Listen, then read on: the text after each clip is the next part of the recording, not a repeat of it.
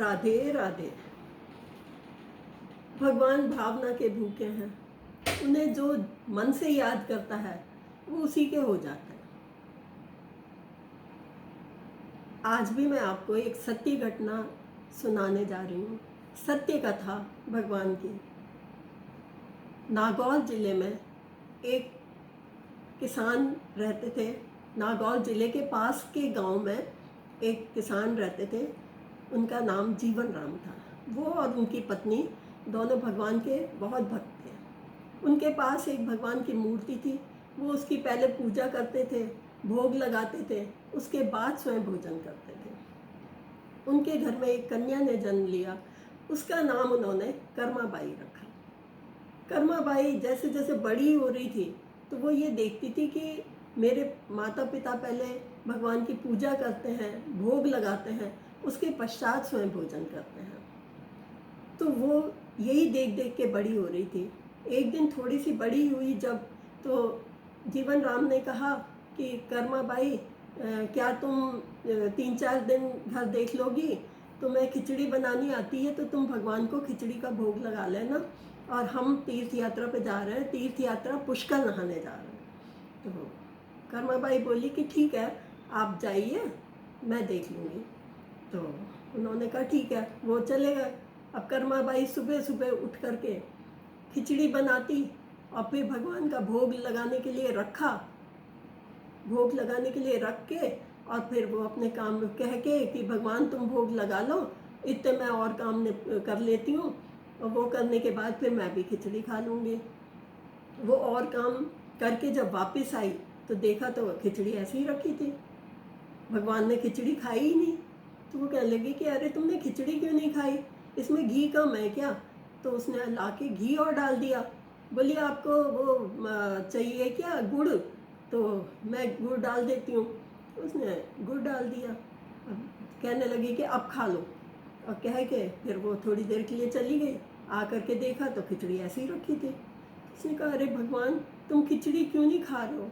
सुबह से दोपहर हो गई, तुमने खिचड़ी नहीं खाई, मैं भी भूखी बैठी हूँ।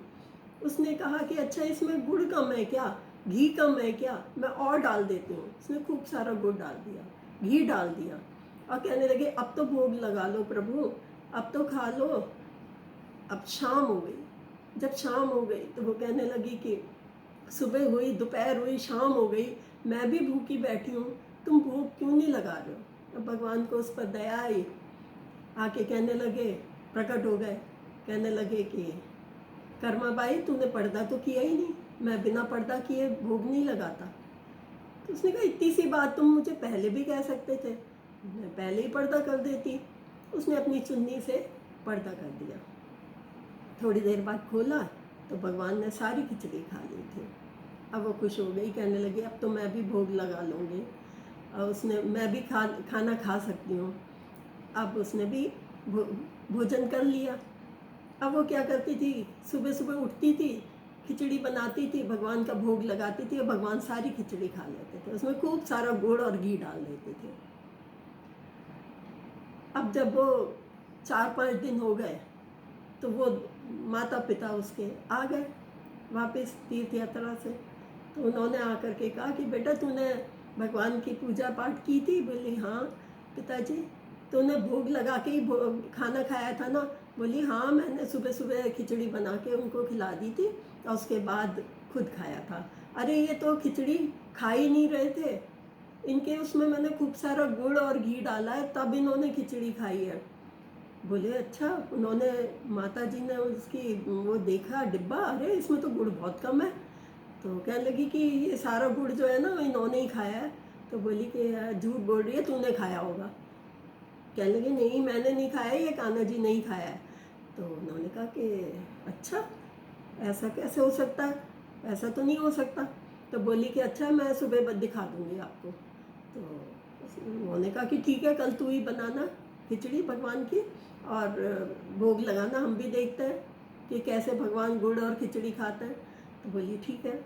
अगले दिन उसने खिचड़ी बनाई और भगवान के भोग लगाने के लिए रखा, और कहने लगी कि भगवान मैंने माता पिता से कहा है कि तुम खाते हो, कहीं आज ऐसा मत करना कि तुम खाओ नहीं, नहीं तो मैं झूठी साबित हो जाऊंगी।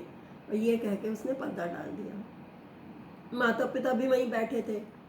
थोड़ी देर बाद आकर के पर्दा खोला, देखा तो सारी खिचड़ी खा ली थी भगवान ने।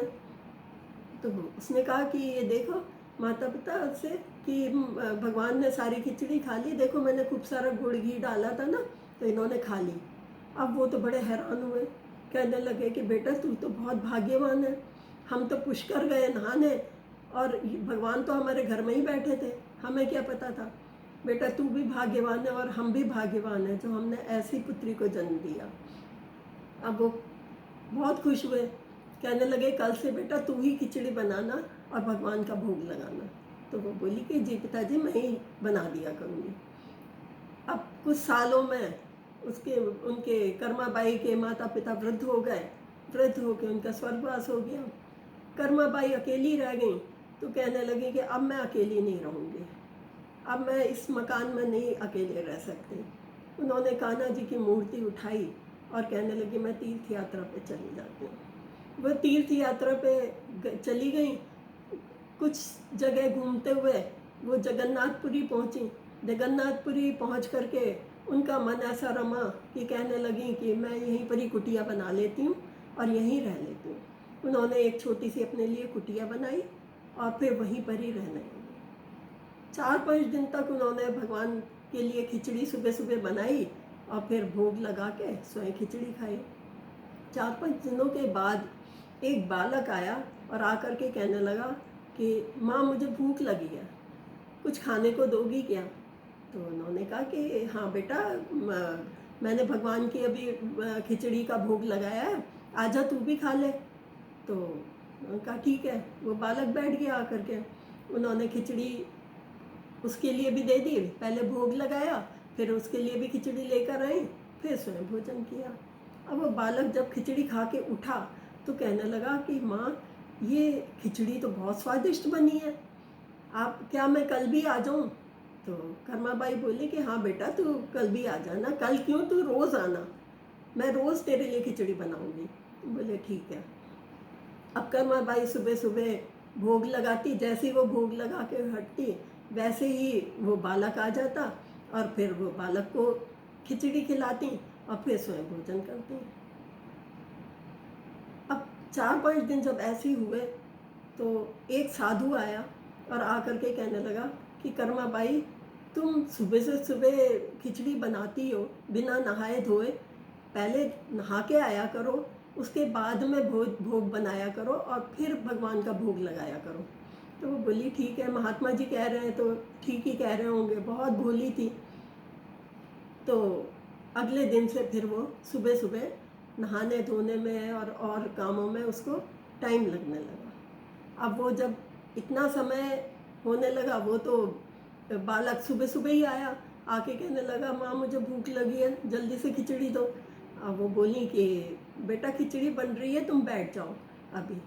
तो वो बैठ गए और जैसे ही खिचड़ी बना कर ले करके आई वो, वैसे ही उन्होंने इतनी जल्दी जल्दी बालक ने खिचड़ी खाई और खा के बिना हाथ और मुंह पहुँचे और ऐसे ही चले गए। उधर जगन्नाथ मंदिर में जब पुजारी जी ने पट खोला तो देखा कि जगन्नाथ जी के मुंह पे खिचड़ी लगी हुई है। तो उन्होंने कहा कि महाराज ये कहाँ से खिचड़ी खा के आए हो, हम तो भोग नहीं लगाते खिचड़ी का, आपकी माया है, पता नहीं कहाँ खिचड़ी खा के आए हो। तो उन्होंने कहा कि अब ठीक है आप खिचड़ी खा कर के आए तो मैं आपका मुंह हाथ साफ कर देता हूँ। साफ कर लिया उनका जगन्नाथ जी का हाथ मुंह।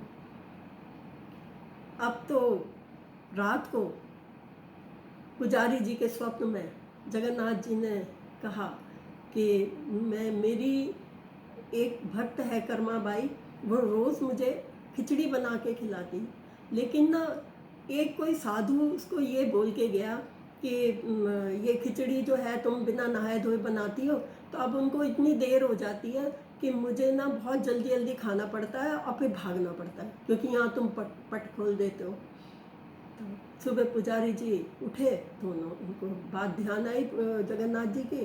तो उन्होंने कहा कि भाई पता करो वो कौन से पुजारी जी हैं जिन्होंने कर्माबाई से ये मना कर दिया कि सुबह सुबह खिचड़ी मत बनाया करो। बाद में बनाया करो नहा धो के, तो उनको बोल के आओ कि आप सुबह ही बनाया करो। अब वो साधु के वहीं पर ही रहते थे वो साधु भी, उन्होंने कहा कि हाँ मैंने कहा था, और तो उन्होंने कहा तुम बोल के आओ कर्मा बाई को कि भाई सुबह सुबह ही खिचड़ी बनाया करो। बोले अच्छा ठीक है। अरे स्वयं जगन्नाथ भगवान आते हैं उनके पास खिचड़ी खाने, और उन्हें सुबह सुबह भूख लगती है। तो बोले अच्छा मैं भी जाता हूँ। और वो गए और जा कर के कहा कि भाई तुम सुबह सुबह ही खिचड़ी बनाया करो, भगवान को भूख लगती है और वो सुबह ही खिचड़ी मांगते हैं, तुम सुबह ही खिचड़ी बनाया करो। बोली कि ठीक है मैं सुबह बना दिया करूँगी। अब वो अगले दिन से सुबह सुबह फिर से खिचड़ी बनाने लगी। जगन्नाथ जी बालक के रूप में सुबह सुबह आते थे, खिचड़ी खाते थे और चले जाते थे। एक दिन कर्माबाई का स्वर्गवास हो गया, भगवान ने उन्हें अपने पास बुला लिया। अब कर्माबाई की कैसे खिचड़ी खाएं। पुजारी जी ने जब जगन्नाथ मंदिर का पट खोला तो देखा तो भगवान के आंखों से अश्रु बह रहे। पुजारी जी ने कहा कि महाराज हमसे क्या भूल हो गई, ऐसी क्या गलती हो गई जो आप रो रहे हैं, अश्रु बहा रहे हैं, ऐसी क्या बात हो गई। रात को पुजारी जी को स्वप्न में जगन्नाथ जी ने कहा कि मेरे भक्त कर्माबाई जो मुझे सुबह सुबह खिचड़ी बना के खिलाती थी वो चली गई, उसका स्वर्गवास हो गया। अब मुझे सुबह सुबह खिचड़ी बना के कौन खिलाएगा।